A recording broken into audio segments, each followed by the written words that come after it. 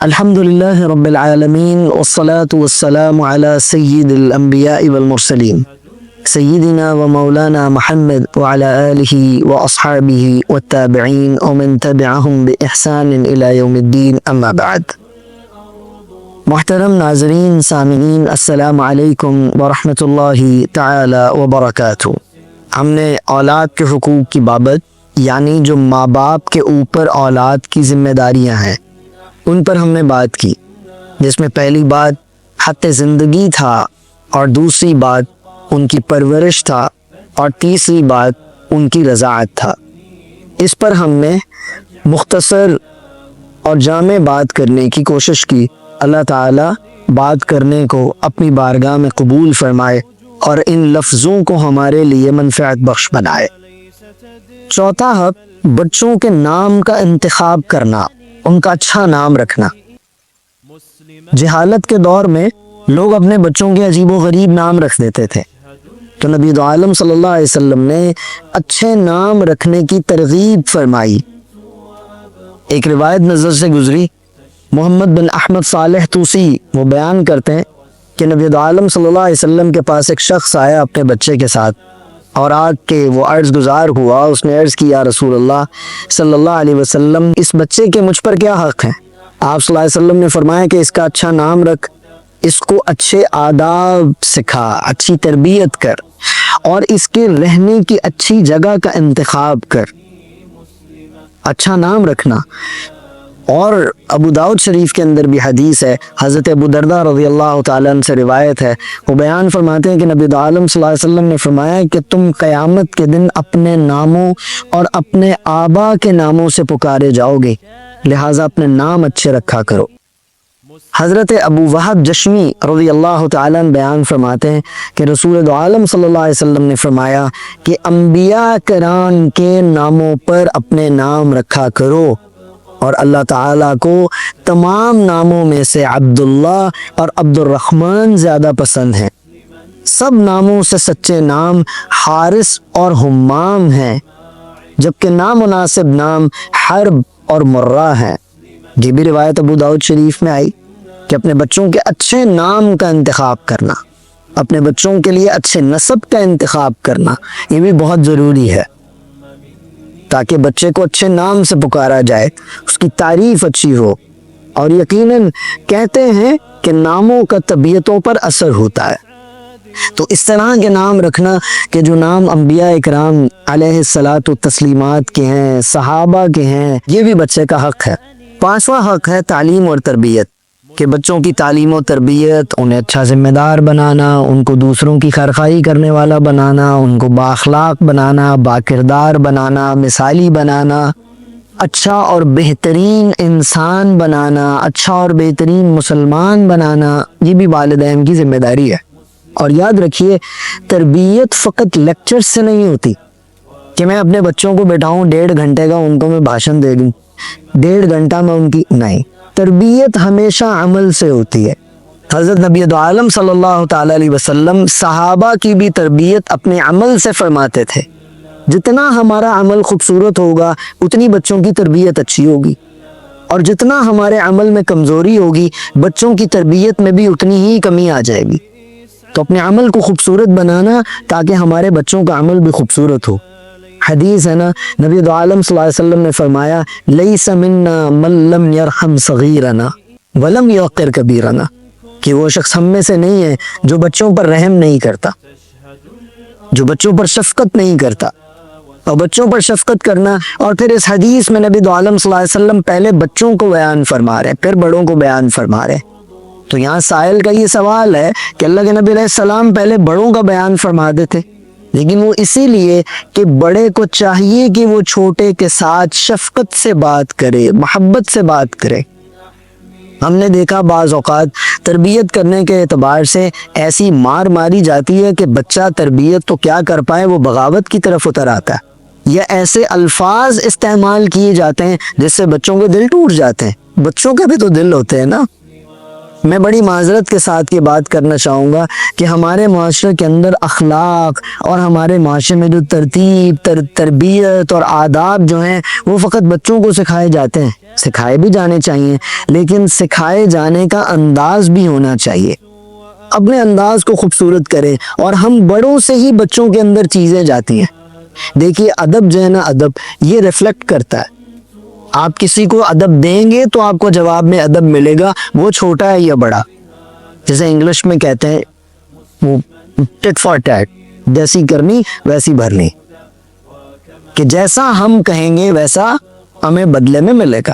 اگر ہم اچھا کہیں گے اچھا ملے گا، برا کہیں گے برا ملے گا۔ ہمارے حضرت میرے شیخ حضرت مفتی محمد حسن صاحب دامت برکاتہم، اللہ تعالیٰ نے مجھے سعادت بخشی، میں نے ان کے پاس پڑھا۔ میں نے اپنی زندگی میں بچوں کی تربیت کرنے کے اعتبار سے حضرت مفتی محمد حسن صاحب دامت برکاتہم سے بہتر کوئی انسان نہیں دیکھا۔ وہ بچوں سے اس قدر محبت کرتے تھے اور اس قدر محبت سے ان کو چیزیں بتاتے تھے اور کر کے دکھاتے تھے کہ خود سے کرنے کا دل کرتا تھا۔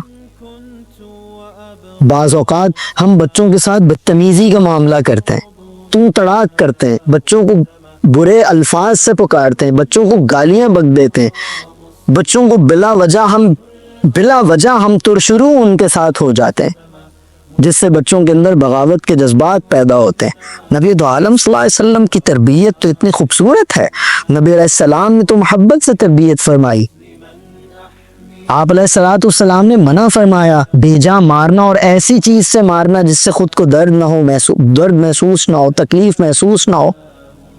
تربیت انتہائی محبت سے، تو یہ چیز بہت ضروری۔ تو بچوں کی تربیت اور تعلیم کے اعتبار سے بہت ساری احادیث کا مجموعہ ہمیں ملتا ہے کہ جہاں پر نبی دو عالم صلی اللہ علیہ وسلم نے نصیحتیں فرمائی، آپ صلی اللہ علیہ وسلم نے بتایا کہ بچوں کی تربیت کیسے کرنی ہے۔ اور بچوں کی تربیت کرنے کے اعتبار سے جو سب سے پہلی چیز ہے وہ ہے ان کے ساتھ محبت کرنا۔ ابن ماجہ شریف کی حدیث ہے، نبی دو عالم صلی اللہ تعالی علیہ وسلم نے فرمایا کہ اپنی اولاد کے ساتھ نیکی کا معاملہ کیا کرو اور انہیں ادب سکھایا کرو۔ ابھی کتنی زبردست بات ہے کہ بچوں کے معاملے کے اندر انتہائی تحمل، بردباری، شفقت کا مظاہرہ کرنا۔ ضروری نہیں ہے کہ ہم بچوں کو سختی سے ہی کوئی بات سمجھا سکتے ہیں، بچے ہیں، غلطی ان سے ہوتی ہے، غلطی وہ کریں گے، انسان خطا کا پتلا ہے، بڑے خطا کے پتلے ہیں، تو چھوٹوں سے تو غلطی ہو سکتی ہے، تو غلطی کسی سے بھی ہو سکتی ہے۔ تو اس غلطی کو اگر ہم محبت سے اس کو سمجھائیں گے تو وہ آئندہ انشاءاللہ نہیں کرے گا، اور اگر اسی فوری غلطی کے اوپر ہم اس کے ساتھ سختی کا معاملہ کریں گے، ہو سکتا ہے ہمارا بچہ ہم سے دور ہو جائے۔ اور یاد رکھیے کہ جب سگی اولاد دور ہو جائے تو پھر کوئی قریب نہیں آتا، اس لیے یہ اللہ تعالیٰ کی عطا کردہ بہترین نعمت ہے۔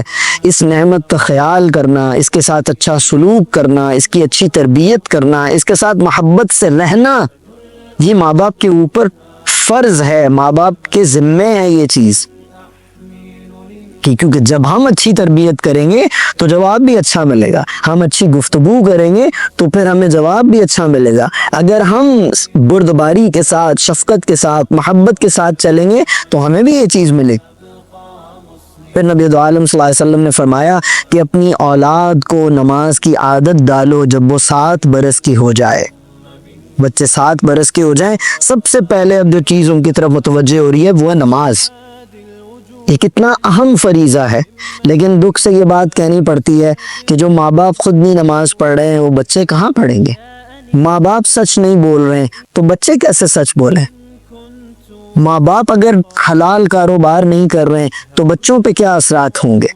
قرآن کریم میں بھی بچوں کی تربیت کے اعتبار سے حضرت لقمان کی جو بات آئی اس میں سب سے پہلی چیز کیا ہے کہ نماز قائم کرنا، یا بنی اقیم الصلاۃ، کہ نماز کا قائم کرنا، نماز کا قائم کرنا بہت ضروری۔ نبی دو عالم صلی اللہ علیہ وسلم کی حدیث سے بھی یہ بات پتہ چلتی ہے۔ نبی دو عالم صلی اللہ علیہ وسلم نے فرمایا، ابو داؤد شریف کی روایت ہے، فرمایا اللہ کے نبی علیہ السلام نے اپنی اولاد کو نماز کا حکم دو جب وہ 7 سال کی ہو جائے، یعنی ان کو عادت ڈالنا شروع کرو جب وہ 10 سال کے ہو جائیں تو وہ نماز نہ پڑھیں تو نماز نہ پڑھنے پر ان کو مارو. مارنا، اب یہ مارنا یہ بھی سیکھنے کی ضرورت ہے. جان سے مار دینا، یہ ان کو اتنا مار دینا کہ وہ دوبارہ ڈر سے قریب ہی نہ آئے کہیں، بلکہ ان کو ایسی مار دینا کہ جس سے ان کے اندر احساس پیدا ہو جائے، اور مار کے پھینک نہیں دینا، پھر ان کو محبت کرنا.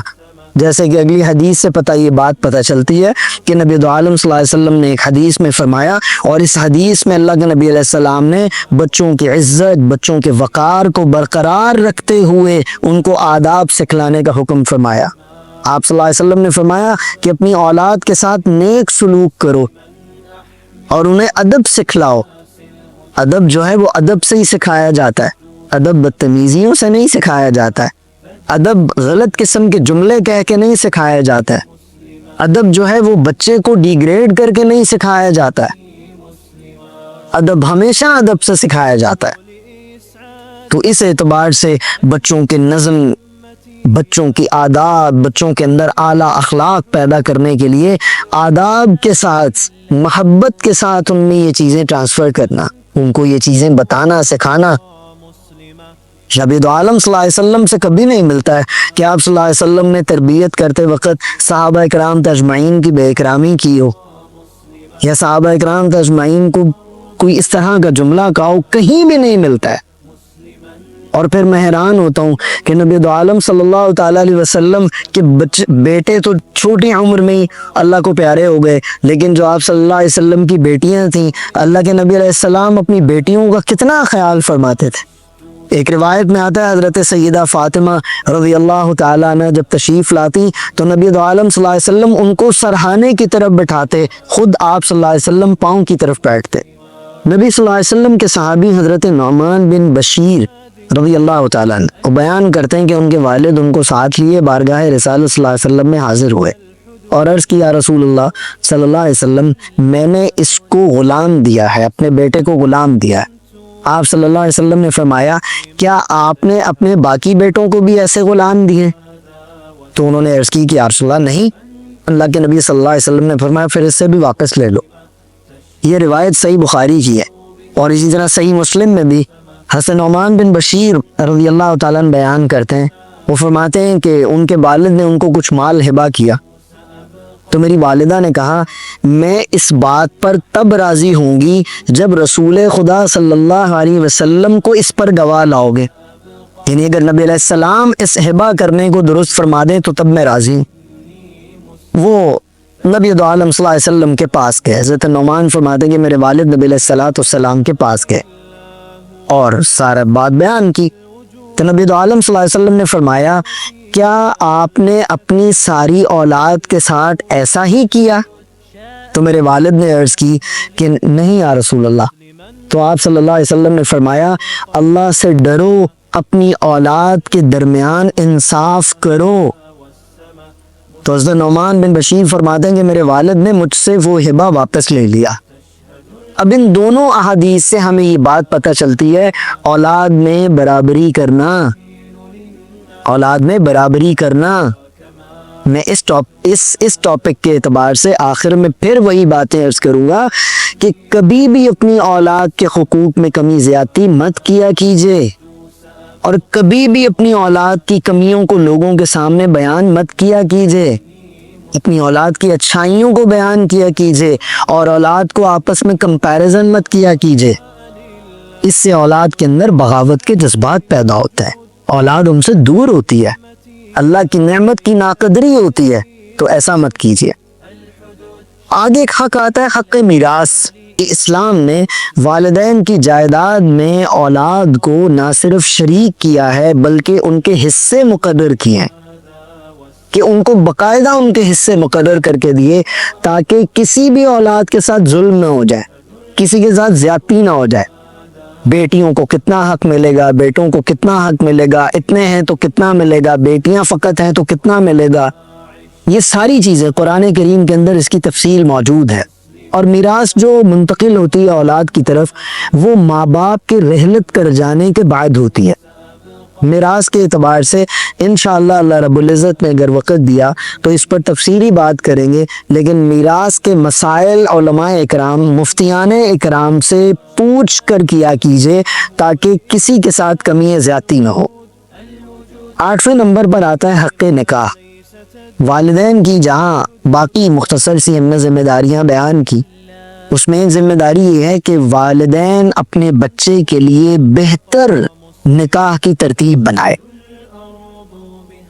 اور مناسب اقدام کرے۔ حضرت، کیونکہ یہ میں روایت پتہ چلتی ہے، حضرت عبداللہ بن عباس رضی اللہ تعالیٰ عنہ بیان فرماتے ہیں کہ رسول عالم صلی اللہ علیہ وسلم نے بیان فرمایا، جس کے ہاں اولاد ہو تو اس کو چاہیے کہ انہیں اچھے آداب سکھائے، ان کا اچھا نام رکھیں، جب وہ بالغ ہو جائیں تو ان کی شادی کرے، اور اگر وہ بالغ ہو جائیں اور ان کا نکاح نہ کیا تو اس نے کسی گناہ کا ارتکاب کیا تو اس کا گناہ باپ کے سر ہوگا۔ اس لیے ماں باپ کو چاہیے کہ وہ اپنی اولاد کے نکاح کی بھی بروقت فکر کریں۔ بیٹی ہے یہ بیٹا، آپ علیہ نبی علیہ الصلوۃ والسلام نے فرمایا کہ جیسے ہی بچے جوان ہو جائیں فوراً ان کی شادی کرو، بالغ ہو جائیں ان کی شادی کرو، تاکہ وہ اپنی ذمہ داریوں کو نبھانے والے بنے۔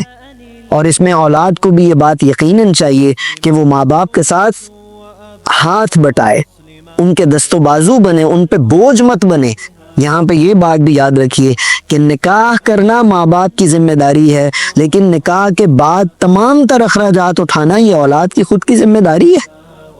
تو ماں باپ کے حقوق یہاں تک ہیں کہ وہ اپنی اولاد کے لیے بہترین نکاح کا انتظام کرے اور نکاح میں تاخیر مت کرے، جلدی نکاح کرے۔ ہمارے معاشرے میں یہ عجیب ایک روایت چل پڑی کہ جب تک بچہ پاؤں پہ نہیں کھڑا ہوگا تب تک شادی نہیں کریں گے۔ اس کے پاؤں پہ کھڑے ہونے کی عمریں کہاں سے کہاں تک چلی جاتی ہیں۔ خدا را نکاح کو آسان کیجئے، نکاح کو آسان کیجئے، نکاح کو آسان کیجئے۔ یہ درخواست میں لڑکے والوں سے بھی کرتا ہوں، میں لڑکیوں والوں سے بھی کرتا ہوں کہ اللہ کے لیے نکاح کو فروغ دیجئے، نکاح کو آسان کیجئے، ماں باپ کی ذمہ داری کو آسان کیجئے، اور ماں باپ کو خود بھی چاہیے کہ وہ اپنی ذمہ داری کو بخوبی نبھائیں اور آسانی سے نبھائیں۔ اللہ رب العزت ہمیں اپنی اولادوں کے ساتھ بہترین طریقے سے رہنے کی توفیق عطا فرمائے، جیسے کہ نبی عالم صلی اللہ علیہ وسلم اپنی اولاد کے ساتھ رہتے تھے، اپنے ماتحتوں کے ساتھ رہتے تھے۔ اللہ کرے ہماری اولادیں ہمارے لیے اور ہم اپنی اولادوں کے لیے راحت والے بن جائیں، آپس میں شیر و شکر ہو جائیں، محبتیں قائم ہو جائیں۔ اللہ رب العزت مجھے آپ کو عمل کی توفیق عطا فرمائے۔ اقول قولی ھذا استغفر اللہ لی ولکم ولسائر المسلمین۔